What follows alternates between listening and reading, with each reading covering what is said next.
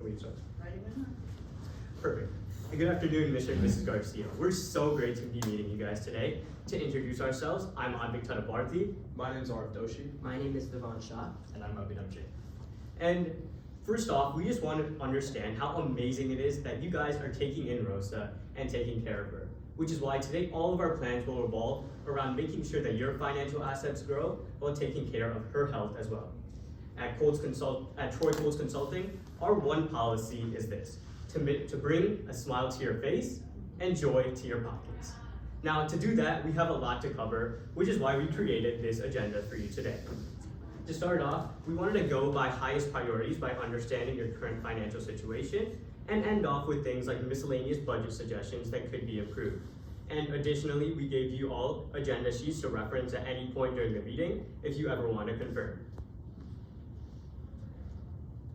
Now, let me go over a quick snapshot of your finances.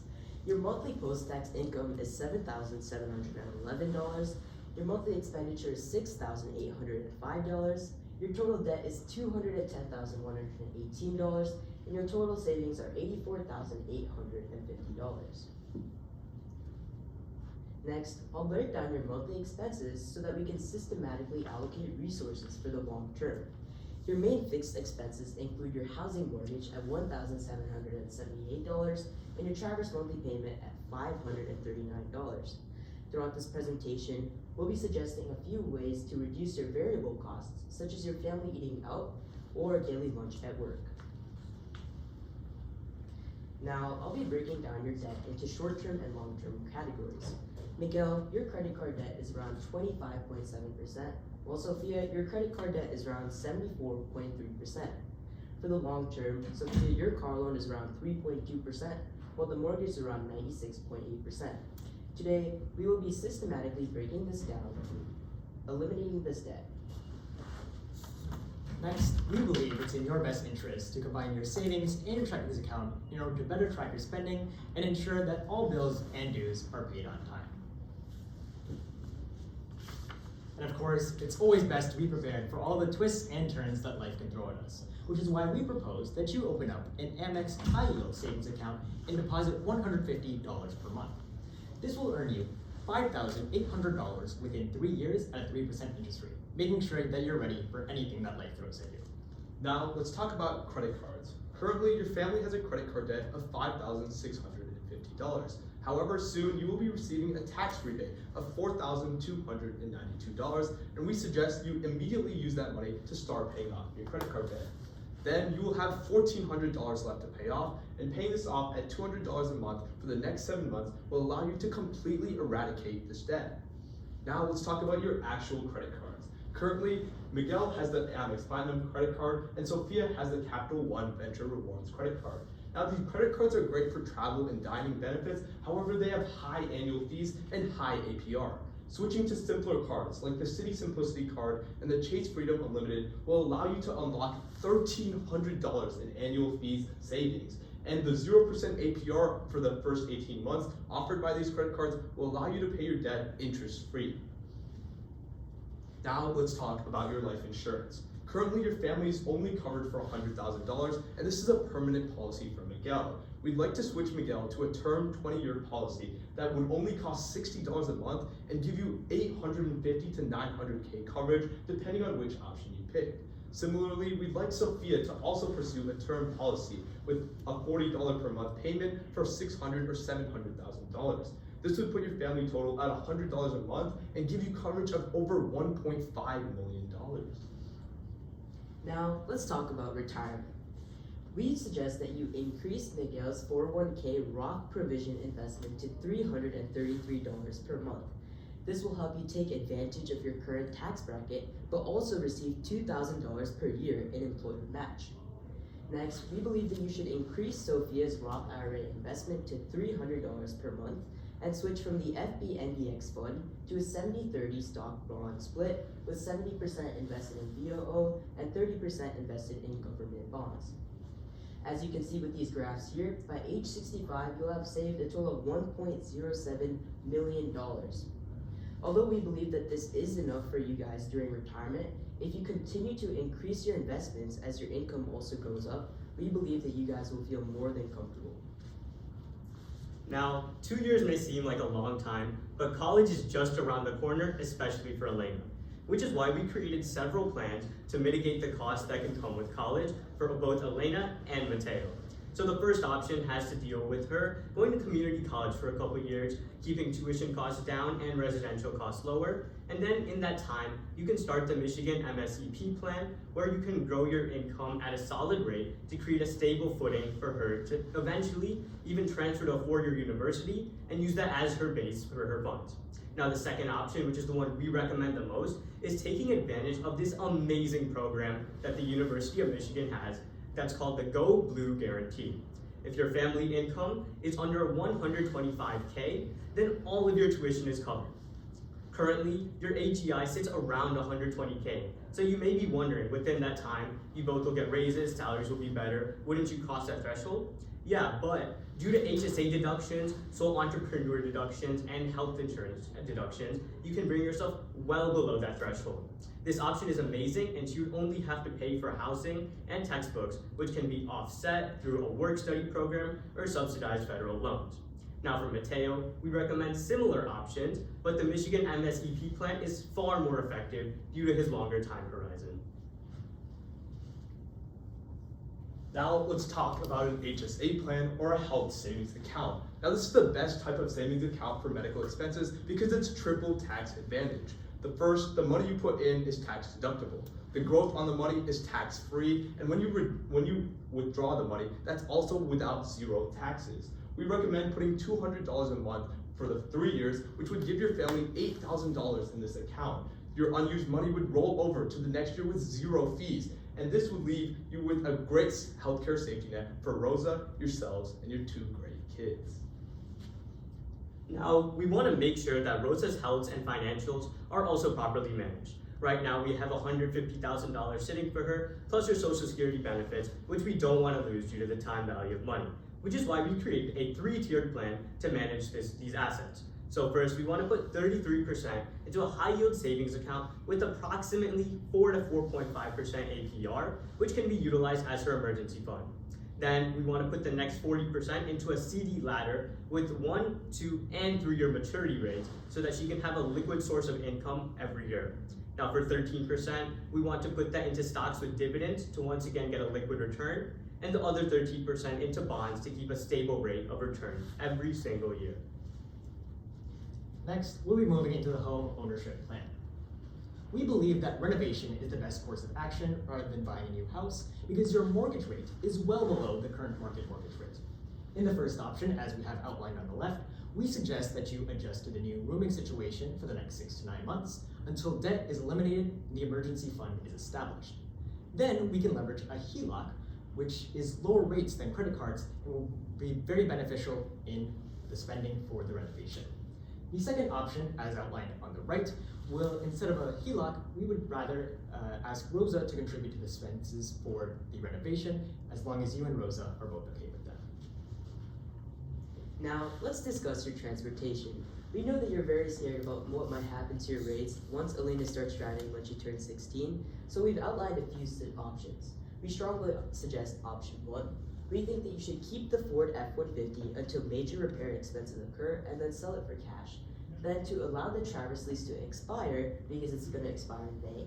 Then to have Miguel use Rosa's car since she's currently facing some visual impairments. And then finally to purchase a used 2017 Toyota Corolla for Elena, which will keep the monthly payments low and the insurance, which Ara will now talk about. So, family auto insurance. With Elena joining, we'd like you to budget $150 to $200 as this will be the increase when Elena joins. But there's a lot of ways we can reduce this. First, we'd like both Miguel and Sophia to raise your deductibles to $500, as this would save you $40 per month. Additionally, we'd like you guys to bundle your home and auto insurance under one insurer. State Farm being an example would save you $50 to $70 every single month. Additionally, we'd like you guys to increase your underinsured coverage to $100,000, and this would protect you in all accidents. Additional cost savings could occur if Elena pursues a defensive driving program, a telematics program, or gets a good student discount.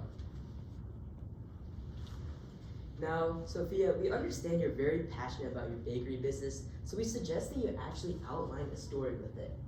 So we noticed that through your business, you can often have an extra amount of food that's being produced, especially during peak seasons, which is a term we call seasonality. So instead of, rather than absorbing this as waste, we recommend that you formalize a donation partnership with a local food shelter such as Macomb County's Turning Point or another food bank in Sterling Heights, Michigan.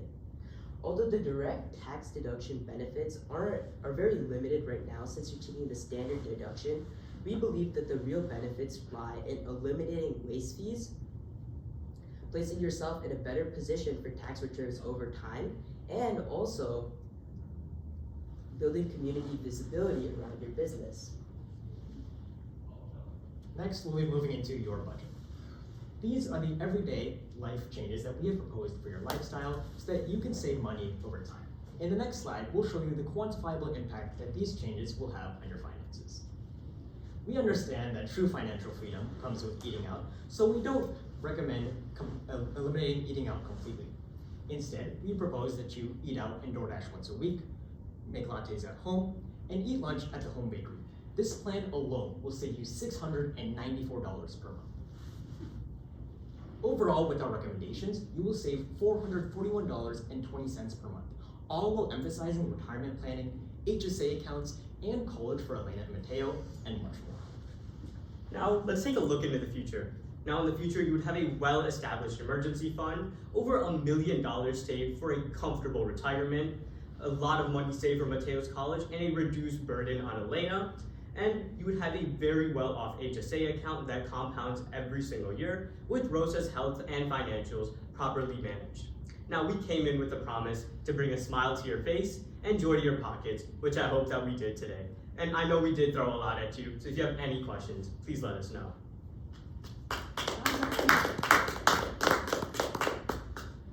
Probably have a couple questions. We'll just take a moment to figure out what those are.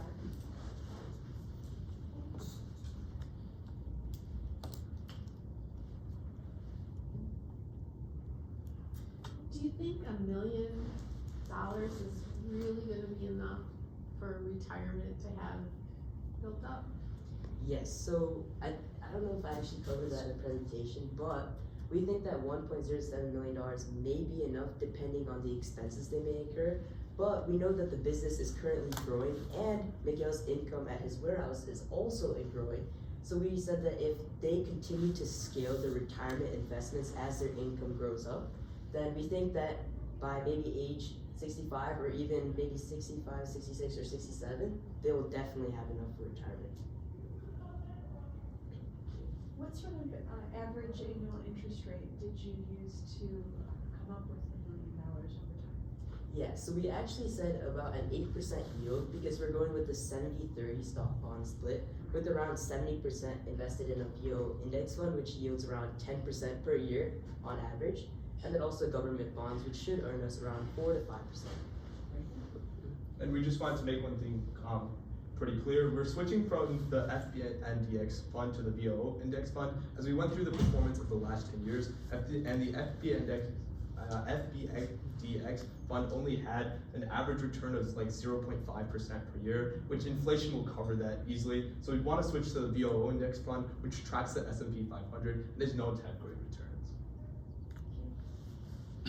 What you ask?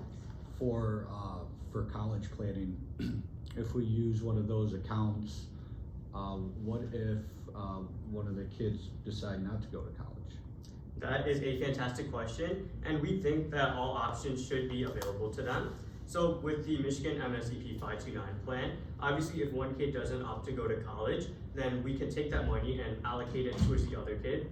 And if both kids aren't interested in college funds, this money still grows, and after a set time horizon, you can take that money out without many deductions and keep it still at a comfortable growth rate. And then from a business owner aspect, if we're putting money away, my concern is obviously there's expenses that come up and I want to have money available. Are you recommending that we use some type of retirement plan for the business or another type of account? For Sophia, I think we recommended putting in $300 a month in a, was it a Roth or? It was a Roth IRA, and we also are aware that there's several other types of IRAs available, especially for a sole proprietor, such as a SEP IRA. And by leveraging these different types of options, she can also bring down her burden every year and save for retirement properly. Okay.